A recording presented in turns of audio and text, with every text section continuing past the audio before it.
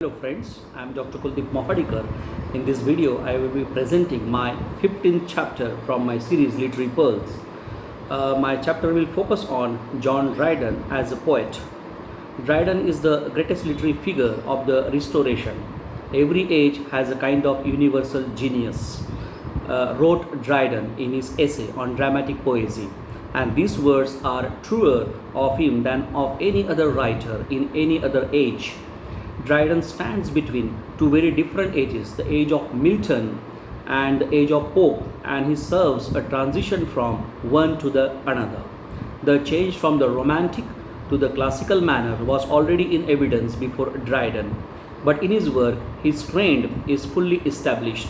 He is thus a harbinger or forerunner of the 18th century neoclassical poetry. There are many more inspired writers than Dryden, but there appears no English writer who succeeded so well in so many different branches of writing as Dryden was. In verse satire, he is unsurpassed. As a master of meter, he compares favorably with all English poets except the greatest. As a writer of odes, he stands very high. As a translator, he is good though by no means perfect. Above all, he is a master craftsman. Dryden understood the possibilities of the heroic couplet and did brilliant things with it. Never before had the heroic couplet been used with such telling effect as in his Absalom and Achitophel, the versification of which is remarkable. Dryden established the heroic couplet as the fashion for satiric, didactic, and descriptive poetry. These had a great influence on the succeeding age of neoclassicism. Then Dryden predominated over his age as much as Pope, Johnson, or Tennyson predominated over theirs and held the position of a literary dictator. T.S. Eliot has paid a glowing tribute to Dryden, while Bonamy Dobry has gone so far as to say that while Milton injured English poetry, Dryden conferred great benefits upon it. As a lyric poet, his fame rests on his three odes. These are ingenious and skillful poems, but as compared with great lyric writers of the Elizabethan age, Dryden must occupy a modest place in the second rank. His lyric poems do not have the passion, the depth of feeling, the fire, the ardor of romantic lyrical poetry, nor do they have the personal character of romantic lyrics. Dryden's literary life falls into three distinct periods. The first, ending with 1681, is mainly the period of drama. Dryden disciplined himself into writing dramas because they were a paying proposition. But his real genius lay in other directions. The second period, from 1681 to the Revolution, saw the publication of all his greatest works. The third, from 1689 to his death, was the period of miscellaneous production, fables, translations, elegies, writing to order for the booksellers. Of his dramas, among the most important are his heroic plays, of which the best are The Indian Emperor and the Conquest of Granada. These are sensational tragedies in heroic couplets, full of rant and fustian. The scene always laid abroad, the characters all kings and queens, great generals, and fabulously lovely ladies. But they serve to develop and perfect his powers of versification in the couplet in preparation for the great satires. In non-dramatic poetry, Annus Mirabilis celebrates in the heroic quatrain the year of the fire of London. Religio Medici is a reasoned confession of faith. The Hind and the Panther is a controversial defense of his newly adopted Roman Catholicism. Alexander's Feast is a magnificent ode written for Saint Cecilius. The fables are mainly paraphrases and modernizations of Boccaccio and Chaucer. The translation of Virgil is a more faithful and spirited piece of work than Pope's Homer. Of these, only the Religio Medici and the Hind and the Panther may claim to be masterpieces. But three pieces not named below, Absalom, Achitophel, the Medal, and Macflacno, all produced within the space of 12 months, that is from 1681 to 2, are indisputably the masterpieces of English satire. Dryden is the greatest reasoner in English verse, but when he combines reasoning with satire, he produces work which has infinitely greater precision and finish than would have been possible in prose. Nowhere else is the easy wing stroke of the couplet at once propelling the poet through the upper air and slapping his victim in the face at every beat, so triumphantly and coolly manifested. The work which marks the definite establishment of the classical school of poetry in England may be classified under three heads: the political satires, that are Absalom and Achitophel, written amid the excitement following the alleged popish plot to defend the king's policy against the Earl of Shaftesbury, and specially famous for its powerful character studies as of Shaftesbury himself under the name of Achitophel, and of the Duke of Buckingham under Jimri. The medal a further inactive against Shaftesbury, and MacFlecknoe a scathing personal attack on a former friend, Thomas Shadwell, who had replied to the medal in a poem filled with scurrilous abuse. The two great doctrinal poems, Religio Medici and The Hind and the Panther, these are not in the strict sense religious. There is nothing devotional or spiritual about them. They are theological and controversial, and written as they are from two opposed points of view. They are curiously interesting as showing Dryden's mastery in the art of argumentation in verse and his extraordinary skill in supporting whatever position he might for the moment adopt. His mental flexibility and agility gave him remarkable power as a special pleader. Then we see how Dryden wrote fables.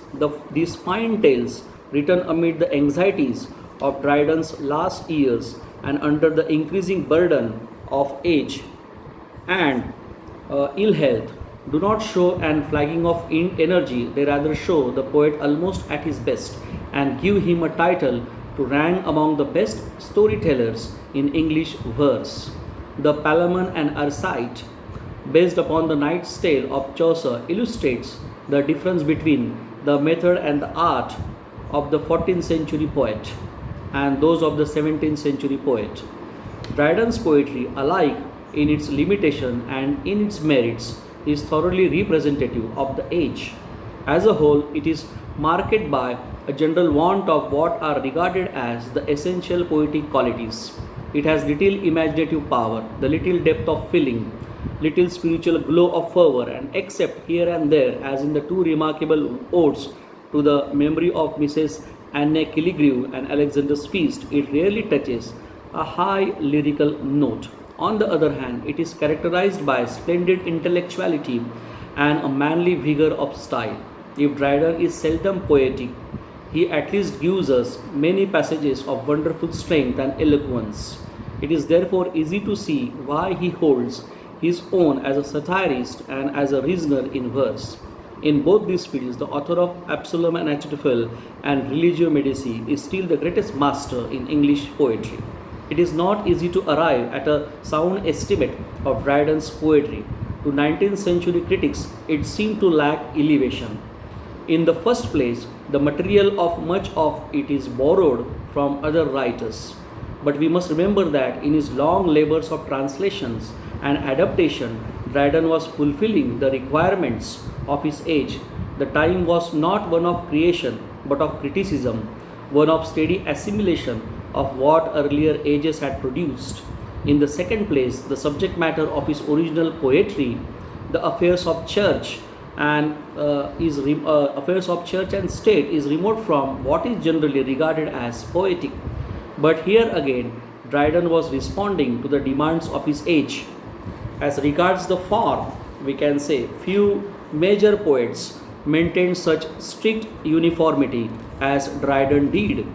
With the exception of the lyrics in his dramas, several odes to early poems, and in the heroic stanza, and the blank verse of All for Love, Dryden cultivated steadily the heroic couplet. The heroic couplet appealed with irresistible force to an age weary of the conceits of the metaphysical poets and desiring, above all, uniformity, precision, and regularity. It was, moreover, a vehicle strikingly adapted to the conveyance of the literary baggage of the time. Though he wrote few direct satires, he translated several. A strong vein of satirical comment runs through the body of his verse, and indeed flickers intermittently in his plays. But apart from what he may have been writing about, his verse is always characteristics, molded partly by what he thought a poet ought to be and what he should accomplish. As to the former, he stated, to quote one of his passages on this theme, I quote, mere poets and mere musicians are as Scottish as mere drunkards are, who live in a continual mist without seeing or judging anything clearly. A man should be learned in several sciences and should have a reasonable philosophic and in some measure a mathematical head to be a complete and excellent poet. I unquote. And besides these, he said, poets should have experience in all sorts of humors and manners of men. He should be thoroughly skilled in conversation and should have a great knowledge of mankind in general. In another place, he says that he thinks little of a poet who cannot argue well. His poetry then deals with what is common experience, not of course omitting spiritual experience. There is then in his poetry none of the yearning of the romantics, the reachings out after the impalpable in the attempt to grasp the inapprehensible. His vivid actual imagination plays around the actions and passions of men and women as they live out their lives, in soul as well as in body. He does not confront us with profound, searching sentiment making us face the innermost nature of our being, but he has a firm grasp uh, over a wide field, handling at no despicable level the eternal religious issues and the scientific development of his age. At the end of his life, Dryden described himself as one, I quote, who had done his best to improve the language and especially the poetry, I unquote, of his country. To a considerable extent, he was justified in saying this, for even putting aside his really great activities in English prose, he had clarified and freshened English verse, poetry, brushing away much of the picturesque yet confusing tangle of ornamental undergrowth and giving it point and actuality. His dramatic verse at its best is eloquent and spirited. His non-dramatic verse extraordinarily varied.